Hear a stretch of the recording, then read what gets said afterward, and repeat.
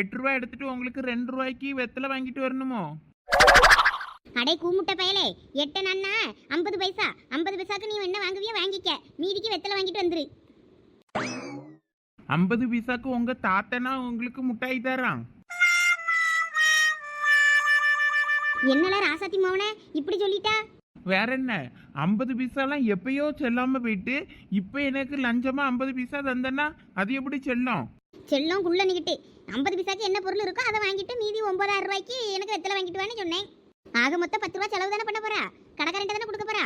9000 ரூபாய்க்கு வெத்தலை வாங்கிட்டு 50 பைசாக்கு என்ன முட்டாய் இருக்கோ அந்த முட்டாய் ஒன்று எடுத்து வாங்கி வாயில போட்டு வா.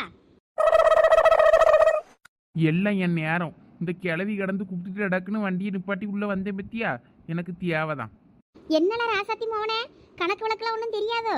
கூமுட்ட பயமாதினா திருன்னு முழிக்க பள்ளிக்கூடத்து பக்கமே நீ எட்டி பார்த்துருக்க முடியோ? பாட்டியே போதும், நீங்க நிப்பாட்டுங்க. இதுக்கு மேல ஒரு மனுஷனை கூப்பிட்டு வச்சு கேவலப்படுத்த முடியாது. அந்த அளவுக்கு கேவலப்படுத்திட்டு இருக்கியே என்னைய. நல்ல வேலை யாரும் நான் கேவலப்பட்டதை பார்க்கல. கேவலப்பட்டிருந்தேன் அவ்வளோதான். சரி, இப்போ என்ன உங்களுக்கு வெத்தலை தானே வேணும்? 10 ரூபாய்க்கு வெத்தலை வாங்கி தாரேன், ஆளை விடுங்க. பரவாயில்ல, ராசாத்தி மோவே நல்ல பயலா தான் இருந்திருக்கான். ஒரு நாள் கோழி முட்டையெல்லாம் ஆட்டையை போட்டுட்டு போய் குடிச்சிருக்கேன்.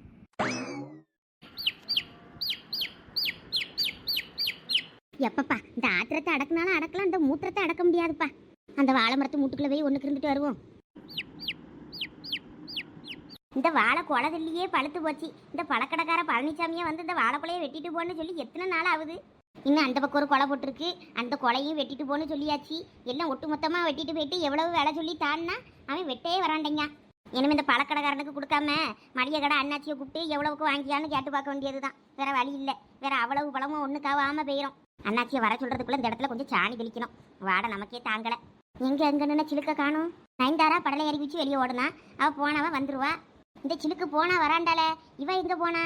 இப்ப கொஞ்ச நேரத்துக்கு முன்னாடி கூட இங்கதானே நின்னா தொப்பி மாட்டிக்கிட்டு. அதுக்குள்ள எந்தால போனா இந்த சிலுக்கு?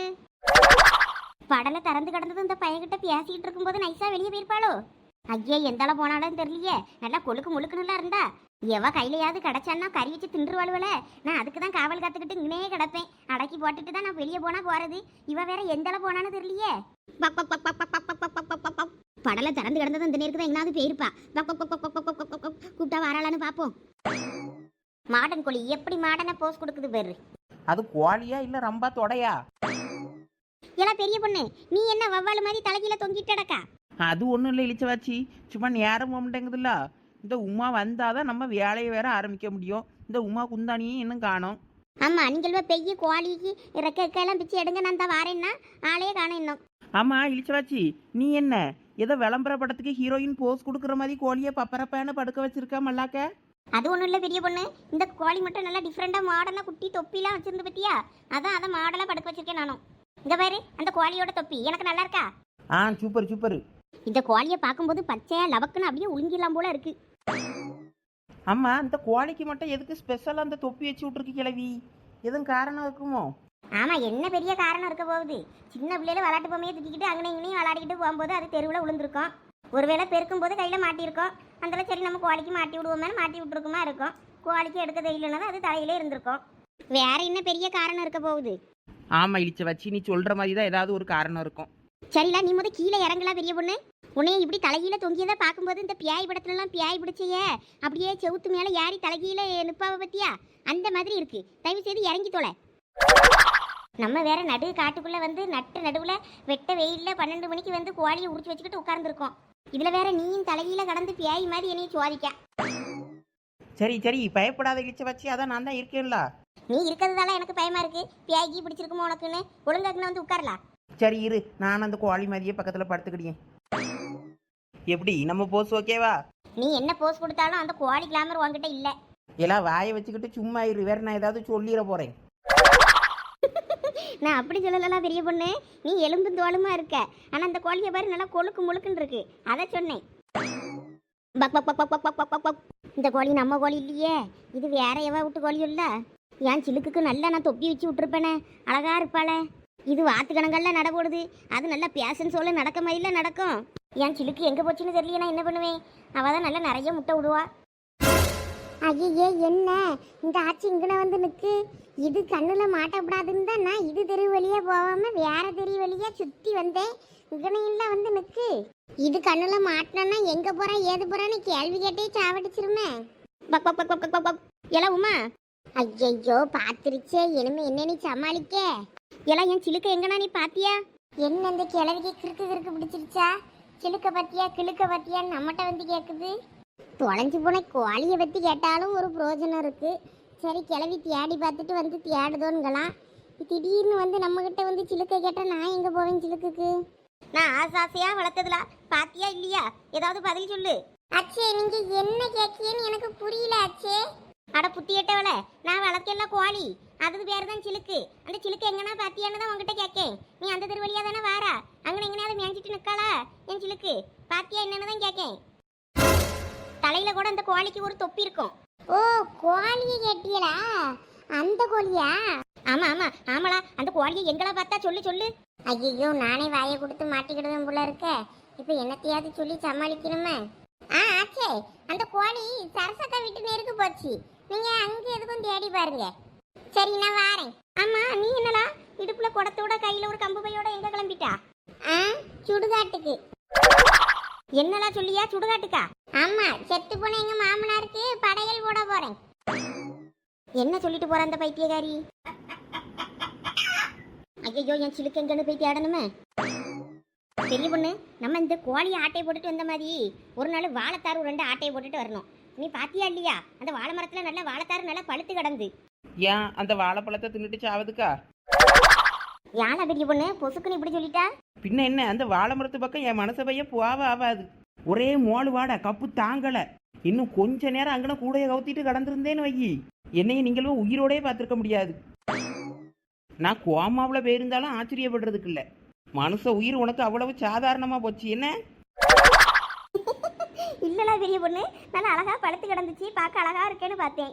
இதுக்குத்தான் அழகை பார்த்து ஏமாறப்படாதுங்கிறது. சரி சரி. அம்மா இந்த உமாள் எங்கே? ஆளையே காணோம். அவளுக்கு நம்ம வெயிட் பண்றதுக்கு பதிலாக பேசாட்டிக்கு 2-3 வரவு சொல்லியே எடுத்து போட்டு கொளுத்தி விட்டு இதை சுட்டு தின்றுவோமா? ஆமா, நாமளும் எவ்வளவு நேரம் தான் இதை வேடிக்கை பார்த்துக்கிட்டே இருக்குது. சுட்டு தின்ற வேண்டியது தான். என் மாமியா கிளவி ரசமும் பாவக்காய் பொரியலும் வச்சுட்டு, அது நினச்சா வயிற்றுச்சலா இருக்கு. இது இன்னைக்கு சாப்பிட்டாதான் என் வயிறுக்கு திருப்தியா இருக்கும், என் மனசும் ஆறுதலா இருக்கும். சரி அப்ப சட்டு புட்டுன்னு எந்திரி. ஆளுக்கு 2 சுள்ளியை பொறுக்கி கொளுத்தி விட்டு சுட்டு தும்போம். இழிச்சவாச்சி, நான் அந்த கோழிக்கு காவல் இருக்கேன், நீ போய் சுள்ளி பொறுக்கிட்டு வாயா. ஏன் நான் இங்க காவல் காத்துக்கிட்டு நீங்க போய் சுள்ளி பறக்கிட்டு வந்தா ஆகாதோ? போய் எந்திரி, போய் சுள்ளி பறக்கிட்டு வா. இவ்வளவு நேரம் மணிச்சு உட்கார்ந்து ஒவ்வொரு ரெக்கையா முடியா பிடிங்கி எடுத்திருக்கேன். ஒவ்வொரு இறகா நல்ல மல்லாக்க கடந்துக்கிட்டு தலையில வவ்வாடு மாதிரி தொங்கிக்கிட்டு குரங்கு கணங்க மரத்தை தாவிக்கிட்டு இவ்வளவு நேரம் கடந்திருக்கா. இப்ப சுள்ளி பறக்கையும் நான் தான் போகணுமா? ஓடு ஓடு, போய் சுள்ளி பறக்கிட்டு வா. அப்பதான் இந்த சிக்கன்ல கை வைக்கணும். இல்லாட்டி நான் கையை வச்ச அந்த சிக்கன்ல டெட் பாடி நீந்தாமா. அட நம்ம உமானே வந்துட்டாள. வா வா வா உமா, உன்னையதான் இவ்வளவு நேரம் நாங்க தேடிக்கிட்டு இருந்தோம். உங்களுக்கு ஒரு விஷயம் தெரியுமா? என்னலா உமா, சொன்னாதானே தெரியும். ஏலா அந்த கிளவி நீங்களும் கோழி திருடிட்டு வந்ததை கண்டுபிடிச்சிருச்சு. இப்ப தெருவா தேடிக்கிட்டு இருக்கு ஊருக்குள்ள கோழியை காணோன்னு. ஐயோ கண்டுபிடிச்சிருச்சா? அதுக்குள்ள கிளவி எப்படி நாங்க தான் திருடணும்னு கண்டுபிடிச்சிச்சு? ஐயா நீங்க தான் திருடுனீங்கன்னு என்ன கிளவிக்கு தெரியாது. அது ஊருக்குள்ள இப்பதான் தேடிக்கிட்டு இருக்கு கோழியை காணோன்னு. அட பைத்தியம் பிடிச்ச பன்னிக்குட்டி, அதை தெளிவா சொல்ல வேண்டியது தானே. நான் கூட கொஞ்ச நேரத்துல பயந்தே போயிட்டேன். கை கட்டினது வாய் கட்டாத ஒண்ணு. யாழா நான் வந்ததும் தெளிவா தானே சொன்னேன். நல்லா போட்டுக்கிட்டு தெளிவா சொன்ன போனி. அம்மா கையில என்ன குடத்தோட வந்திருக்க? ஆமா சிக்கன் கறி வச்சு திங்காண்டாம்மா. தண்ணி கிண்ணிலாம் தேவைப்படும், கழுவணும் வாங்கணும், நிறைய வேலை இருக்குல்ல. பாத்திரம் பண்டம் மிளகாத்தூள்னு அவ்வளோத்தையும் அள்ளி போட்டு கொண்டு வந்திருக்கேன். என்னென்ன செய்யணுமோ செஞ்சுக்கிடலாம். பர்றா, இன்னைக்குதான் வாழ்க்கையிலே நீ உருப்படியான ஒரு வேலை செஞ்சிருக்கேன்னு நினைக்கேன். சரி சரி, மூஞ்சிக்கு முன்னாடி என்னைய புகழாதீங்க, எனக்கு அது பிடிக்காது. சரி வாங்க பேசிக்கிட்டே இருக்காதீங்க, சீக்கிரம் வேலையை ஆரம்பிப்போம். ஆமா அதுவும் சரிதான். அந்த குடத்தை கொண்டா நான் இறக்கியே. வேண்டாம் பெரிய பொண்ணு, நானே இறக்கிக்கிடுறேன். சரசூட்டு பக்கம் தானே இந்த சிலுக்கு நிற்குன்னு உமா சொன்னா. இங்கே ஒன்றும் காணுமே. என்ன சரசு வீட்டில் சிக்கன் குழம்பு வாசம் வருது. ஒரு வழியா சிக்கன் குழம்பும் வச்சு விட்டாச்சு. இனிமே கொஞ்சோட தக்காளியை போட்டு ரசம் வச்சு விட்டேன்னா வேலை முடிஞ்சிடும். ஆளுக்கு கொஞ்சமா வச்சு தின்னுக்கிடுவாங்க. என்ன மருமகளை சமைச்சு முடிச்சிட்டியா? வயிறு கபன்னு பசிக்குது இந்த சிக்கன் குழம்பு வாசத்துல. ஆமாத்தே, வேலை எல்லாம் முடிஞ்சுது. கொஞ்சோட ரசம் மட்டும் வைக்கணும். கையோட அதையும் வச்சு முடிச்சிட்டேன்னா நீங்க சாப்பிடலாம். ரசம் தானே, வை சிக்கனுக்குன்னு சாப்பிட்டேன்னா கொஞ்சம் ரசத்தை குடிச்சாதான் கொஞ்சம் சீரணமாகும் வேற. சரித்தே, அப்போ கொஞ்ச நேரம் சீரியல் பார்த்துக்கிட்டு இருங்க, இந்த அதுக்குள்ள வேலையை முடிச்சிட்டு நானே போட்டு கொண்டு வரேன். சரிம்மா பார்த்து பதமா வை. ரசத்துக்கு கொஞ்சம் கொத்தமல்லி தலை நல்லா தூக்கலா போடு, அப்பதான் நல்லா இருக்கும். அந்த சிக்கன் கிரேவிலையும் கொஞ்சம் கொத்தமல்லியை நல்லா தூவி விடு. சரித்தே, அதெல்லாம் பார்த்துக்கிட்டேன். அட நம்ம மாமியாரா இது, நல்லா சிரிச்சு பேசிக்கிட்டு போகுது அந்த பொம்பளை. திடீர்னு ஒரு மாதிரியா நடந்துக்கிடுது. இதை என்னன்னு கணக்குல எடுத்துக்கிடுறதுனே நமக்கு தெரியல. சரி, நம்ம வேலையை பார்ப்போம்.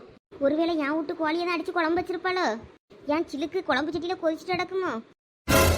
கண்டிப்பா அது என் வீட்டு கோழியா தான் இருக்கும். இன்னைக்கு சரச ஒரு கை பாத்துறியேன். உமா சொன்னா இந்த பக்கம் தான் அது நடமாடிச்சின்னு.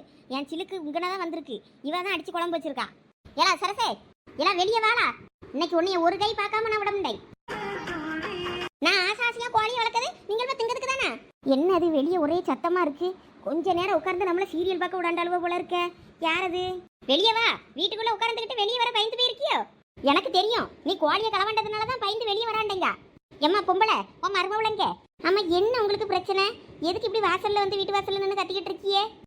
அப்படி கேளு, உன் மருமவா என்ன காரியம் பண்ணிருக்கான்னு. அப்படியா மருமவா என்ன பண்ணுனா? அதான் வீட்டு வாசல்ல நின்று கத்துற அளவுக்கு. அப்படி கேளு, என் வீட்டு கோழி உன் வீட்டு முத்தத்துல வந்து மேய்ஞ்சிருக்கு, அதுக்குன்னு உன் மருமவா அடிச்சு குழம்பு வைப்பாளோ? என்ன சொல்லுது இந்த பொம்பளை? எனக்கு விஷயம் எல்லாம் தெரியும், தெரிஞ்சுதான் வந்து நான் கேட்டுக்கிட்டு நிக்கேன். உன் வீட்டுல இன்னைக்கு கறி குழம்பு தானே? ஆமா.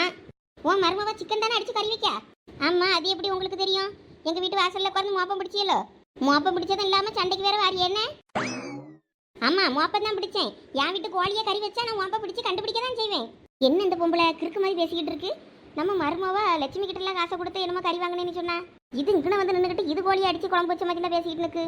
என் கோழி ஒவ்வொன்னையும் எவ்வளவு ஆசாசியா வளர்ப்பேன் தெரியுமா? அந்த கோழி எத்தனை முட்டை விடும் தெரியுமா? ஒழுங்கு மரியாதையா அந்த கோழிக்கான காசு கொடுத்துருங்க, இல்லாட்டினா எனக்கு அந்த கோழியை கொடுங்க. இல்லாட்டினா இங்க இப்ப நடக்கிறதே வேற. என் மருமவா ஒன்றும் களவாணி கிடையாது. நாங்க ஒன்றும் வக்கத்த குடும்பம் இல்ல களவாண்டு திங்குற அளவுக்கு. ஆமா, இவ குடும்பம் பெரிய ராஜ பரம்பரை. களவாண்டு திங்குறவளுக்கு பேச்ச பேரு. இங்க பாரு, களவாணினா வாயெல்லாம் அடிச்சு கிழிச்சிருவேம்மா.